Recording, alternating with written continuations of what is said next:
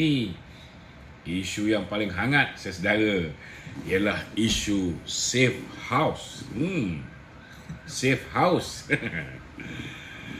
Saudara, mari kita lihat siapa yang bakal kena. Bila timbul perkataan safe house ni saudara, saya terus teringat dengan satu lagi perkataan yang cukup popular, iaitu play safe. Kedua-dua perkataan ni menggunakan perkataan yang sama, iaitu safe ataupun selamat. Hanya orang yang terpilih saja tahu maksud perkataan safe house dan play safe. Dan hanya orang yang terpilih ni juga tahu bagaimana hendak menggunakan safe house dan play safe ni tuan-tuan. Berbalik pada isu safe house ini, mesti ramai yang tertanya-tanya siapakah sosok atau insan istimewa atau ahli politik berpengaruh yang dikatakan terlibat dengan rasuah dan kartel perlombongan pasir di negeri Selangor. Dengar cerita orang ni sangat popular tuan-tuan. Sangat popular. Dikenali bukan setakat di Malaysia tetapi di seantero dunia, termasuklah dalam filem-filem pornografi. Saya rasa mungkin ramai dah tahu sosok ataupun insan ni siapa.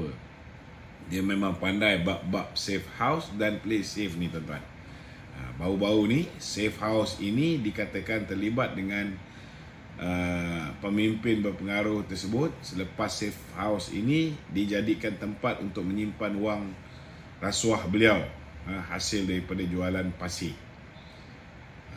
Paling menarik, perkara ini terbongkar selepas pihak SPRM menahan seorang kroni pemimpin politik tersebut dan berjaya merampas wang tunai berjumlah $. Patutlah Min ni selalu pergi ke Singapura kan. Berjumlah 1.529 juta $, atau lebih kurang 5 juta ringgit tuan-tuan. Kalau tak silap, yang latest ni saudara melibatkan rampasan $74,000 ataupun $243,000 dan $78,000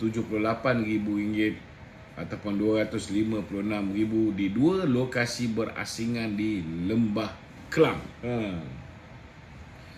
Maknanya dah 3 dah safe house.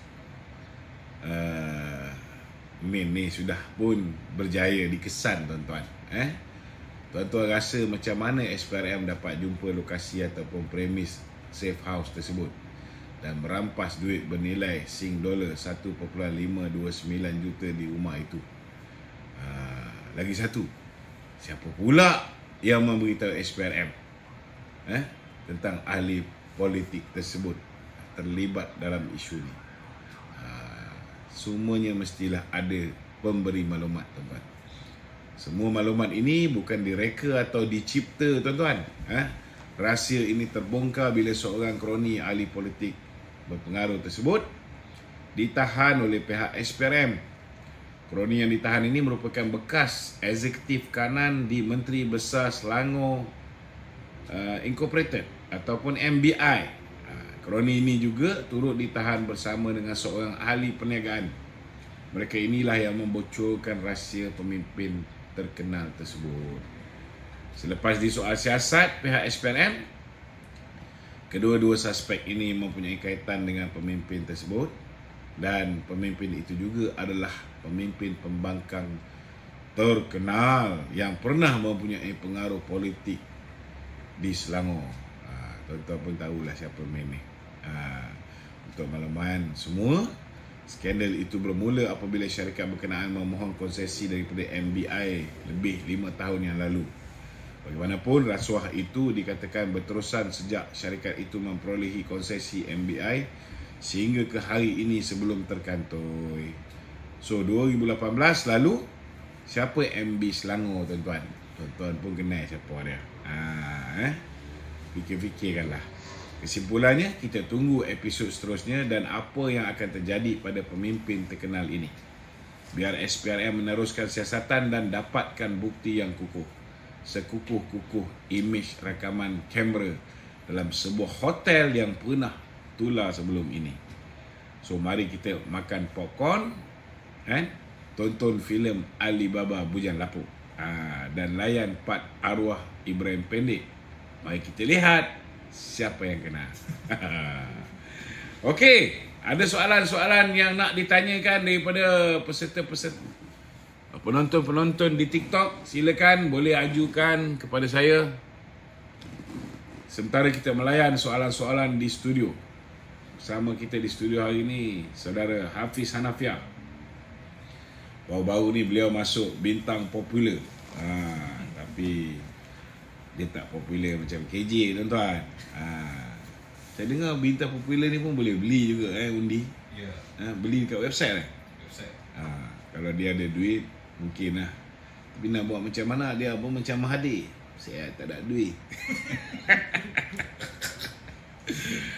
Kalau tidak boleh beli undi kan. Undi pun boleh beli Boleh tu. Berita harian juga. Berita harian Selain daripada itu saudara Daniel, saudara Saiful Irfan. Okey, silakan soalan pertama. Datuk, masih lagi berkaitan tentera laut Cina. Amboi, panas sangat isu ni. Tak habis lagi. Tapi kali ini Lajnah Antarabangsa Dewan Muslimat PAS Malaysia atau DMPM minta kerajaan serius isu kedaulatan dan maruah negara. Jadi apa komen itu? Komen. Dewan Antarabangsa ni. Dulu masa dia orang jadi kerajaan, dia orang tak putuskan hubungan dengan Cina. Kan? Masa program-program dengan kedutaan Cina, dia orang pergi pula. Tak ada masalah. Itulah dia, tuan-tuan.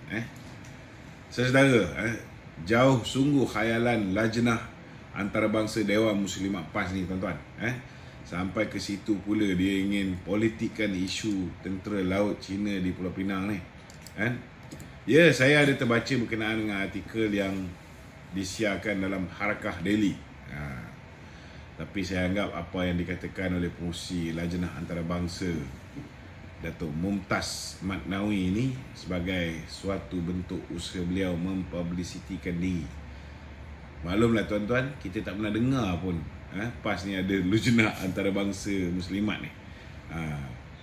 Kita semua sudah sedia maklum PAS ni bila ada isu yang boleh dia tunggang, dia orang akan tunggang habis-habisan. Dia orang nak cakap pasal ekonomi makin elok, nak cakap pasal ringgit makin stabil, nak cakap pasal tukar kerajaan, jumlah tak pernah cukup. So pilihan terbaik tunggang isu yang boleh ditunggang. Dalam konteks ni isu kedatangan 2 buah kapal ke Pulau Pinang sebelum mereka ke Bangladesh. Saya nak tanya sikit lah pada pihak Lajnah Antarabangsa Muslimat PAS ni, selama hari ni mereka ni perjuangkan Islam ke? Benarkah PAS ni perjuangkan Islam? Adakah Islam bagi PAS itu memilih isu ataupun memilih kroni untuk mereka mengkritik? Saya nak tanya lagi, mana suara Dewan Muslimat bila kroni kamu iaitu Al-Fadil Al-Ustad Dominic Lau menghadirkan diri dalam majlis meraihkan pegawai tentera laut Cina yang berlabuh di Pulau Pinang baru-baru ni? Apa saya tak bising? Bukankah Perikatan Nasional mengkritik kapal latihan Qi Jingquang dan juga kapal Jinggang Shan dari Zhangjiang ni bila mereka berlabuh di Pulau Pinang?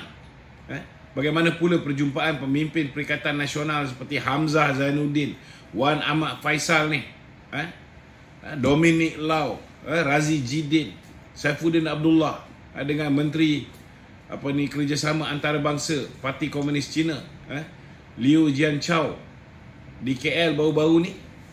Bila time dia orang jumpa, okey, boleh. Bila time kita jumpa, kita pergi ke China, kita di label komunis. Apa pasal Dewan Muslimat PAS dia? Jadi tak payahlah nak jadi heroin ataupun juara dan mempertikaikan kesetiaan pihak lain kepada negara ni. Semua sudah jelas ikut saluran rasmi di mana ia melibatkan Residen Naval Office TLDM dan juga Kerajaan Pulau Pinang serta dalam pengetahuan pihak kementerian. Sekolah persendirian tersebut juga mempunyai pelajar daripada pelbagai negara seperti Indonesia, Thailand dan negara-negara lain. Pelajar Cina pun ada 30 orang kat situ. Itu yang pelajar angkat bendera Cina. Itu ialah pelajar daripada negeri Cina. Sebab itulah kita lihat ada pelajar yang kibarkan bendera tersebut. Tapi jahatnya diorang ni, bila diorang kibar bendera negeri Cina, dia keluarkan gambar tu. Tapi dalam masa yang sama, ada juga pelajar-pelajar Malaysia yang kibarkan jalur gemilang. Ada yang pelajar-pelajar Malaysia yang kibarkan bendera Pulau Pinang. Kan? Yang tu mereka tidak viralkan. Nampak tak tuan-tuan? Niat jahatnya, busuknya hati geng-geng Perikatan Nasional ni. Kesimpulan dia saudara, Dewan Muslimat PAS ni, fokuslah kepada isu-isu yang lebih berfaedah. Fikirkan cara terbaik untuk perkasakan wanita Islam dalam bidang pendidikan ke, ekonomi ke, rumah tangga ke. Itu lebih baik. Orang nak troll politik, dia pun nak troll juga. Ini masalahnya tuan-tuan. Sedangkan dia tak tahu apa benda yang dia nak troll ini. Dia tak faham. Dia pun bukan setakat menipu, dia pun tertipu dengan penipuan yang dibuat oleh geng-geng Perikatan Nasional. Dia ingat betul lah student kita kibar bendera negeri Cina. Yang dia tak tahu, puak-puak dia edit gambar-gambar tersebut, keluarkan sekerat. Dia keluarkan gambar. Memanglah pelajar-pelajar tu pakai uniform sekolah Malaysia, tetapi mereka 30 orang ni daripada negeri Cina.